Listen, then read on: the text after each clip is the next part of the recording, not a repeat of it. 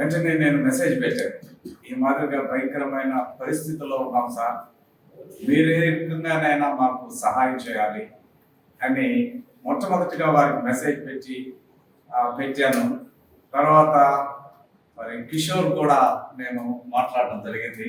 కిషోర్ నాకు స్టూడెంట్ కాబట్టి ఆ యొక్క సంబంధంతో కిషోర్తో కూడా నేను మాట్లాడిన తర్వాత ఒక 2-3 గంటల్లో నాకు ఫోన్ కాల్ వచ్చింది.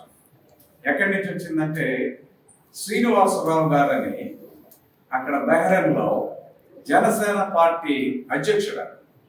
వెంటనే నాకు ఫోన్ చేసి ఎలా ఉన్నారు, పరిస్థితి ఏంటి, నేను వస్తున్నానని చెప్పి ఆయన ఒక టీంతో మా దగ్గరికి రావడం జరిగింది. అక్కడి నుంచి స్టార్ట్ అయిందన్నమాట. అది ఇనిషియేషన్.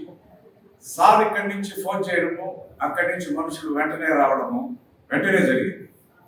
అంటే అంత ధైర్యము, అంత గౌరవము వారికి కూడా అక్కడ ఉందనే విషయాన్ని నేను గమనించాను. ఇంకొక ప్రశ్న నాకేమేసిందంటే, బహ్రెయిన్లో జనసేన పార్టీ ఉందా అనే ఒక ప్రశ్న నాకు వచ్చింది. ఎందుకంటే ఇది ఏపీలోనే ఉండదేమో అనుకున్నాను. కానీ ఈ బహ్రెయిన్ దేశంలో కూడా ఈ జనసేన పార్టీ మంచి కార్యాలు చేస్తుందనే విషయాన్ని నేను గుర్తించాను.